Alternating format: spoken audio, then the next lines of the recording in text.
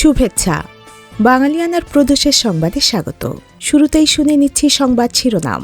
অবশেষে শুরু হলো রোহিঙ্গা গণহত্যা মামলায় মিয়ানমারের বিচার। বাদীপক্ষ বলছে সম্পূর্ণ ধ্বংস করার জন্যই রোহিঙ্গাদের লক্ষ্যবস্তু করা হয়েছিল।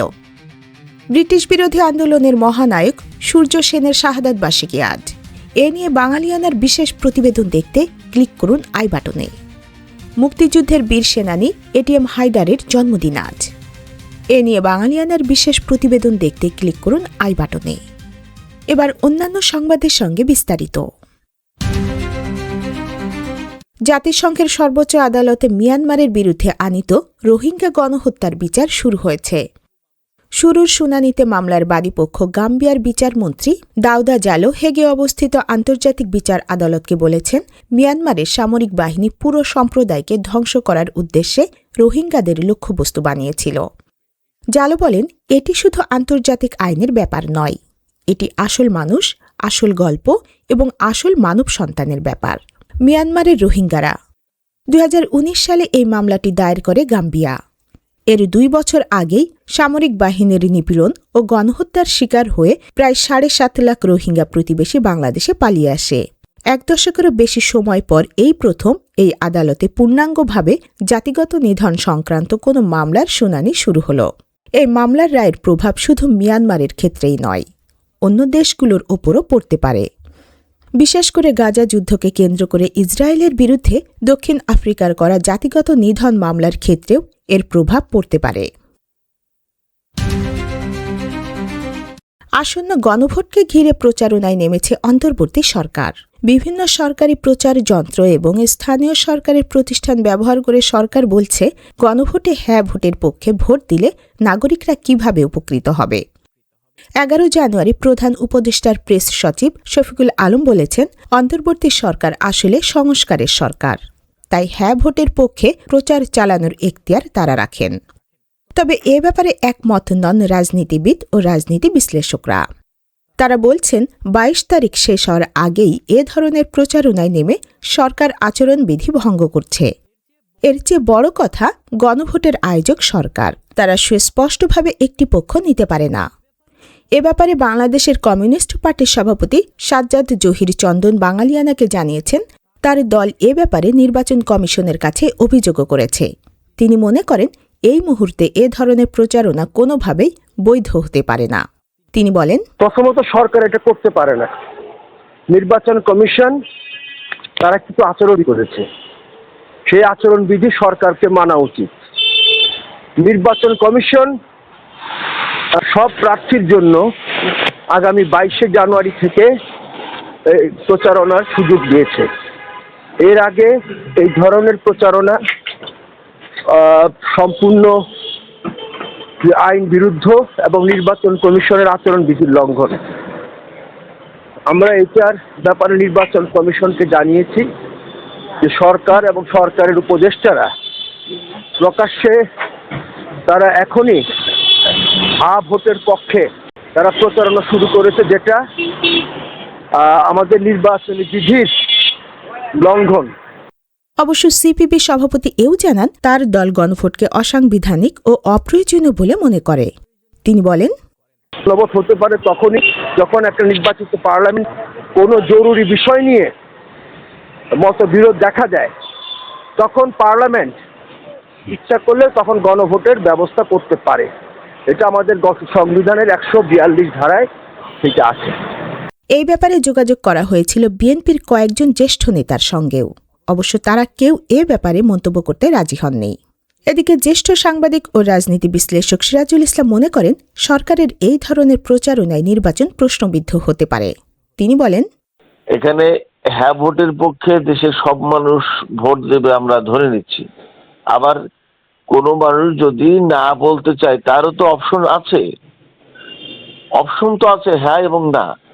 এখন হ্যাঁ এর পক্ষে ন্যায় নিষ্ঠতা আর নার পক্ষে অন্যায় যদি ব্যাপারটা হয়, তাহলে অন্যায়কে আমরা ভোট দেওয়ার সুযোগ দিলাম কেন? এই অন্যায় অপশনটা রাখলাম কেন? সেটা তো একটা প্রশ্ন। রাজনীতি সংশ্লিষ্টরা আরও বলছেন, এভাবে গণভোট নিয়ে নিজস্ব অবস্থান তৈরি করে সরকার বরং জনগণের উপর সিদ্ধান্ত চাপিয়ে দেওয়ার মতো আচরণ করছে। দীর্ঘদিন অবাধ নির্বাচন না দেখা ভোটাররা বিষয়টিকে ভালোভাবে নাও নিতে পারে। কক্সবাজারের টেকনাফ সীমান্ত এলাকায় মাইন বিস্ফোরণের ঘটনায় মোহাম্মদ হানিফ নামে এক স্থানীয় বাসিন্দা গুরুতর আহত হয়েছেন। 12 জানুয়ারি সকালে টেকনাফের হোয়াইকং সীমান্ত এলাকায় এ ঘটনা ঘটে। আহত হানিফ স্থানীয় লম্বাবিল এলাকার বাসিন্দা। স্থানীয় সূত্র জানায় 11 জানুয়ারি মিয়ানমারের বিদ্রোহী গোষ্ঠী আরাকান আর্মির কয়েকজন সদস্য গুলি ছুড়তে ছুড়তে সীমান্ত অতিক্রম করে বাংলাদেশের ভেতরে ঢুকে পড়ে। পরে তারা মিয়ানমারের দিকে ফিরে যাওয়ার সময় সীমান্তবর্তী বাংলাদেশ অংশে মাইন পুঁতে রেখে যায় বলে অভিযোগ স্থানীয়দের। তৃণমূল কংগ্রেসের পরামর্শদাতা সংস্থায় কেন্দ্রীয় এজেন্সি তল্লাশি চালানোর সময় যেভাবে পশ্চিমবঙ্গের মুখ্যমন্ত্রী সেখানে ঢুকে গিয়ে কিছু নথিপত্র নিয়ে এসেছিলেন, সেই ঘটনায় এবার ভারতের সুপ্রিম কোর্টে মামলা দায়ের হয়েছে। কেন্দ্রীয় অর্থ মন্ত্রণালয়ের তদন্ত বিভাগ এনফোর্সমেন্ট ডিরেক্টরেট বা ইডি জানিয়েছিল যে মমতা ব্যানার্জি ওই তল্লাশির সময় বেশ কিছু গুরুত্বপূর্ণ সাক্ষ্য প্রমাণ সরিয়ে নিয়ে গেছেন। মুখ্যমন্ত্রী সংবাদ মাধ্যমকে সেরকমই জানিয়েছিলেন। এর আগে কলকাতা হাইকোর্টে মামলা দায়ের করেছিল ইডি। আবার ইডির বিরুদ্ধেও মমতা ব্যানার্জির দল মামলা দায়ের করেছে। এবার সর্বোচ্চ আদালতে কেন্দ্রীয় এজেন্সিটি।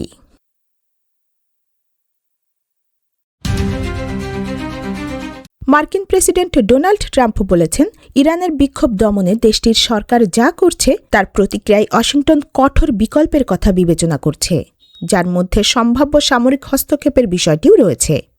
11 জানুয়ারি রোববার রাতে এয়ারফোর্স ওয়ানে থাকা সাংবাদিকদের তিনি বলেছেন, আমরা গুরুত্ব সহকারে দেখছি, সামরিক বাহিনীও দেখছে, আমরা খুবই কঠোর কিছু বিকল্প বিবেচনা করছি, আমরা সিদ্ধান্ত নেব। রিপাবলিকান প্রেসিডেন্ট জানান, তার সামরিক পদক্ষেপের হুমকির পর ইরানের নেতারা ফোন করে আলোচনা করতে চেয়েছেন এবং একটি বৈঠকের আয়োজন প্রক্রিয়াধীন। তবে তিনি এও জানান, হয়তো বৈঠকের আগেই পদক্ষেপ নিতে হতে পারে।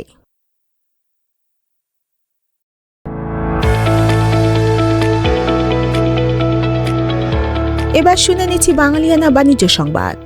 জাতীয় সংসদ নির্বাচনের দিন আগামী 12 ফেব্রুয়ারি জুলাই জাতীয় সনদ বাস্তবায়নে গণভোট অনুষ্ঠিত হবে। সেখানে পরিবর্তনের জন্য হ্যাঁ ভোটের পক্ষে প্রচার চালাচ্ছে অন্তর্বর্তী সরকার। কোনো বেসরকারি সংস্থা গণভোট ইস্যুতে জনসচেতনতামূলক কর্মসূচির জন্য সহায়তা চাইলে ব্যাংকের কর্পোরেট সামাজিক দায়বদ্ধতা বা CSR তহবিল থেকে অনুদান দেওয়ার পরামর্শ দিয়েছেন গভর্নর ড. Ahsan S Mansur. Governor Ahsan S Mansur বলেন, সরকারের সিদ্ধান্তের আলোকে গণভোটের বিষয়ে মানুষের মধ্যে সচেতনতা তৈরি করা সবার দায়িত্ব। এক্ষেত্রে ব্যাংকগুলোকেও এগিয়ে আসতে হবে। জুলাই সনদ বাস্তবায়ন না হলে কী ধরনের প্রভাব পড়বে এ বিষয়ে মানুষকে সচেতন করতে হবে।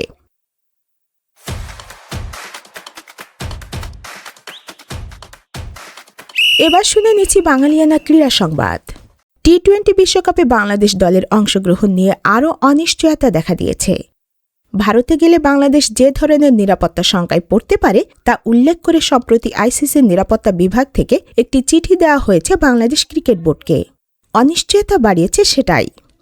12 জানুয়ারি বাফুফে ভবনে এক সংবাদ সম্মেলনে যুব ও ক্রীড়া উপদেষ্টা অধ্যাপক আসিফ নজরুল জানিয়েছেন, আইসিসির নিরাপত্তা বিভাগের চিঠিতে আসন্ন টি-20 বিশ্বকাপে ভারতে 3টি কারণে বাংলাদেশের নিরাপত্তার শঙ্কাও বাড়তে পারে বলে উল্লেখ করা হয়েছে, যার একটি বাঁহাতি পেসার মোস্তাফিজুর রহমানকে বিশ্বকাপ দলে অন্তর্ভুক্ত করা। দ্বিতীয়ত, বাংলাদেশের সমর্থকরা যদি জাতীয় জার্সি পরে ঘোরাফেরা করেন। আর তৃতীয়ত, বাংলাদেশের জাতীয় নির্বাচন যত এগিয়ে আসবে ততই দলের নিরাপত্তা ঝুঁকি বৃদ্ধি পাবে। বাঙালিয়ানা প্রদেশের সংবাদ শেষ হল। ধন্যবাদ।